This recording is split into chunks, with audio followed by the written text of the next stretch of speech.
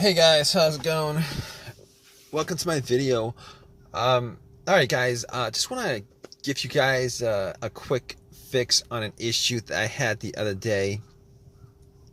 So basically, I had this issue with my car, and this came out of nowhere. Actually, the car was like driving fine for most of the day, and went to a McDonald's to get something to eat. Came out about 30 minutes later, got into my car, and tried to start it, and it was not starting at all. There was no crank. There was no. But everything else worked inside the car. I mean, I was able to, the alarm worked. The alarm worked. Well, the remote worked. The all the lights on the dash worked. The blower motor works. Like everything worked as normal, except that it would not crank. It would not start up. It would not crank. So that was a bit of an annoyance, a frustration that I was dealing with, and I was like, okay, this car's been pretty good. I've had virtually no issues with it. It's driven fine. There's no check engine light. Haven't had any issues with it since I had it. And all of a sudden, this came up where, out of nowhere, out of the blue, it just would not start up. So, I was a bit annoyed by it, but I had to solve the issue. So what I did was I turned on my headlights and went out just to see how bright the headlights were, because I wanted to gauge how much charge was in the battery. Maybe the battery had, maybe I need to change the battery or something. But the headlights were like super, super, super bright. So at that point, I was like, maybe it's not the battery, because I mean, for headlights to be that bright, there should be enough charge in the battery for me to do a slow crank. I should be hearing like some kind of crank, some kind of slow crank, but did not get any of that. So that had me scratching my head. I went back into my car, and pretty much what I did was, I was thinking that it could possibly be the brake switch. So what I did was, I have this little. It's called a brake lock, where it locks the brake, but it's like for security reason. But I used that to push the brakes, and then went out to see whether the brake lights were working, and the brake lights were working just fine. So I knew that it wasn't the brake switch that was the issue, which I kind of thought it was, but it wasn't. So after that, what I did was, I checked the battery, just to make sure, whether the terminals were good, clean, etc., etc. Now, what I did notice was that the terminals were a little bit corroded. There was some white bluish stuff on there. So I had my Coke that I got from McDonald's, poured the Coke on the terminals, and had some napkins to clean it up. Now, the terminals were not super tight. They were tight enough that I don't think that was the issue with it. So it was tight enough. I took the terminals off, poured some Coke on it, cleaned it with napkins, popped it back in, and for sure I thought that would actually fix the issue. Try to start it, it would not crank. Same situation, would not crank, would not start. So outside of that, I was like, okay, let's check the ground wire. The main ground wire, if you guys don't know, is the negative cable. Normally it hooks up to the frame of the car. So I was looking at the ground wire just to see whether there was any kind of just to see whether it was corroded, disconnected, rusted, or anything like that. There was a little bit of rust, but nothing that I thought would affect the electricity going to the battery to the car. So I was able to rule out that. So at that point I was like, let me rule out the the battery completely, because I'm wasn't 100% sure whether it was the batteries that was the problem. So I had somebody help me out with a jump. Had the cables on there for a good couple minutes, maybe like a minute, and then try to crank it. Normally, it should crank at least a little, with it hooked up, and it did not crank at all. So because it didn't crank at all, I knew 100% that it was in the battery. At that point, I ruled out the battery, the ground wire, and I also ruled out the alternator being the issue. Because normally, if the alternator wasn't charging the battery and the battery is completely dead,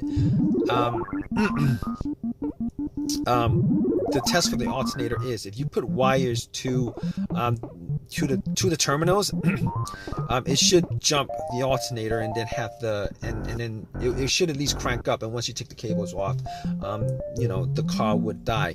So at that point, I could rule out the alternator. I could rule out all those things at that point. So basically, what I did was I got back to my car and I'm like, I was still hoping that there was a really simple fix to the problem.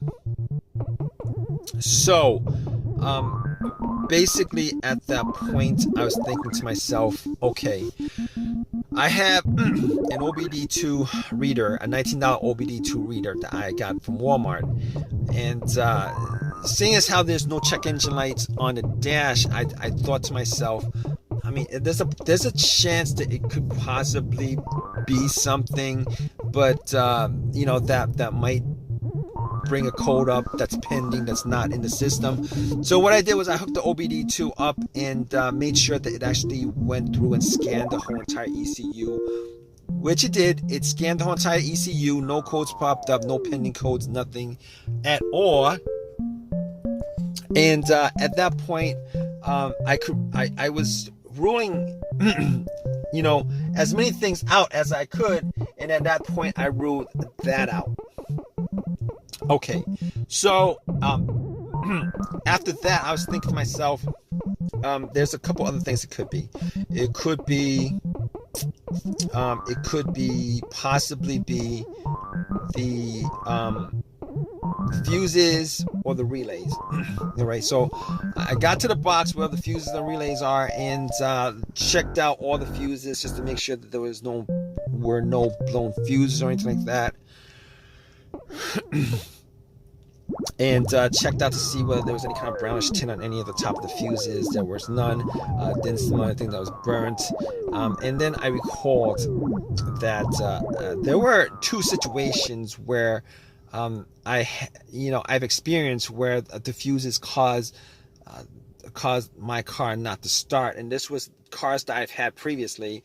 One of those situations was the car that I had, there was no power at all to the car, nothing was on, etc., etc. And in that situation, it turned out to be the main fuse that was blown. It was the main fuse that was blown.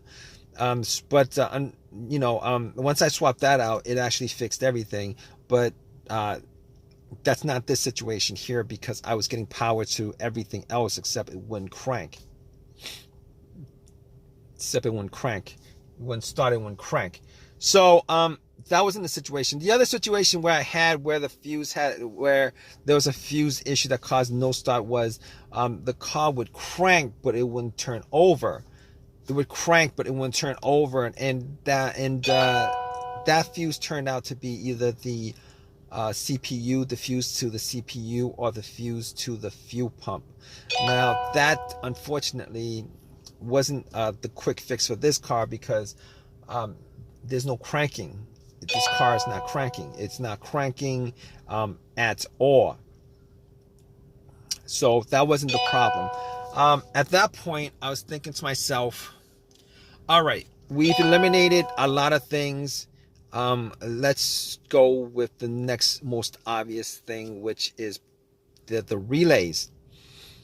And I actually thought it may have been a relay that would be causing the issue. So basically what I did was I swapped out one of the relays for the other relay and try to start the car up. And unfortunately, it wasn't an easy fix because it didn't start up. It was the same situation. It would not crank, would not start.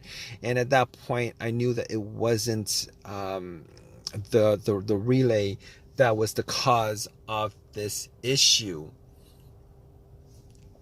So basically, at that point, I thought to myself, okay, it was probably a couple of things. Could be the key fob or the starter. Now, I didn't think it was the starter because had the starter changed about a year and a half ago. Kind of pretty much had the same, all the same symptoms that I had with this situation, but seeing as how the starter was a year and a half ago that was changed out, and probably put in maybe like 15,000 miles on the car. It wasn't the first thing that popped up, and it wasn't the second thing that popped up. It was, so I pretty much eliminated to the starter, had the car towed back to my house, and once I got there, I redid all the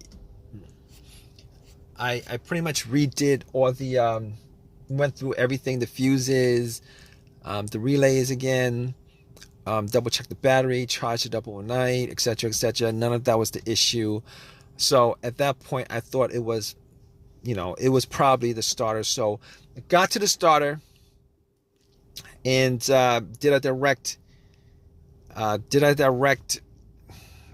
jolt to it, where I actually put the positive of the battery, got another wire, put a positive of the battery to the, and try to jump the starter, and the starter was completely dead, would not jump.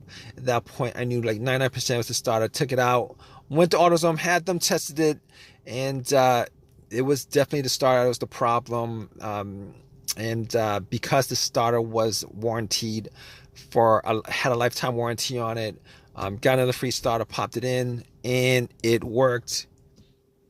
And it's been working ever since. So if you guys are stuck in this situation where you guys are looking for a fix for it, there's a good chance that probably one of the things that I went through in this video could possibly fix your situation. Hopefully it's not the starter where you're stranded until you get the starter changed up. Anyway, if this has helped you guys out anyway, please leave give me a positive feedback. Please subscribe. Please comment if you guys have any comment on this video. All right, guys, take care.